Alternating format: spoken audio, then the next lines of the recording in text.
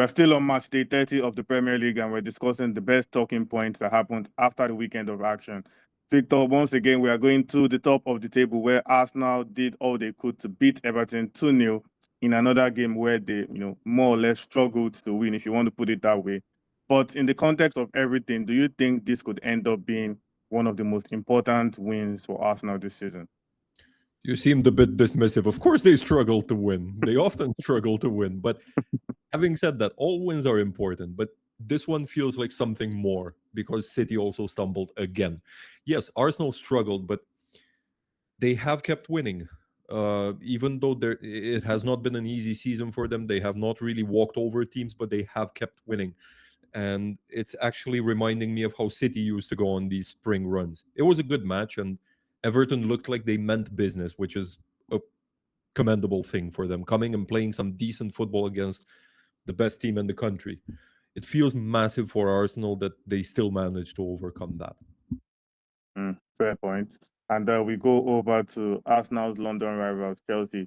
Max, Chelsea lost to Newcastle, and they've now won just once in their last 5 league games.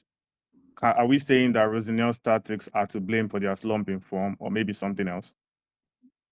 I mean, I was the one to predict Newcastle to win, actually, but I mean, I wouldn't say that Chelsea played bad, actually. I'd probably say that they were better, but players just couldn't score again. They have 22 shots and only 3 of them went on target, and there wasn't really huge moments. But overall, I'd say Chelsea looked better and they deserve at least a draw.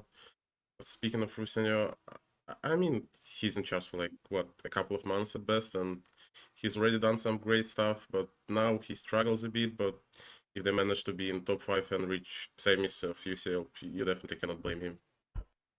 Yeah, fair point. And back to you, Victor. Burnley and Bournemouth played out to the third goalless draw of the weekend. Did you see this one coming at all? Well, Max already gave himself a pat on the back for picking Newcastle to win against Chelsea.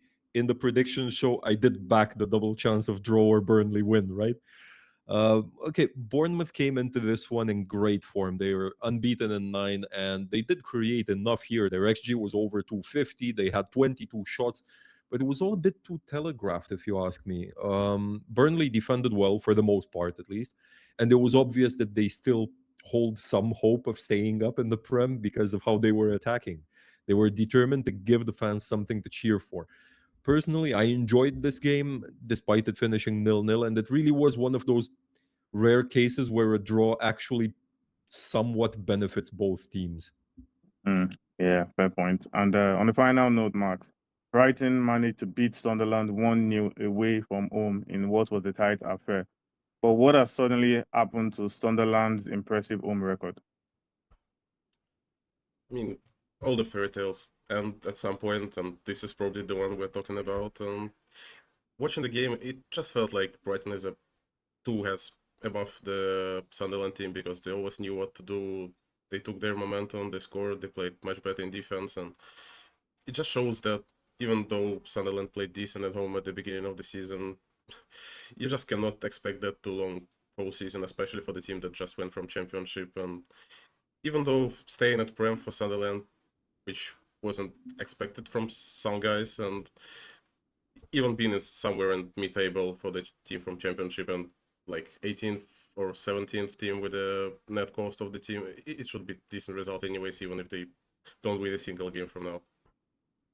Yeah, fair enough. And we're just adding to our viewers watching that this video is recorded before Brentford take on Wolves on Monday night. So just to know that we can still get maybe some more talking points from that fixture. But regardless, these are the major talking points from all the weekend's action. And now we're looking forward to the European games coming in midweek. And as usual, we'll be talking a lot about that on our channel. So stay tuned.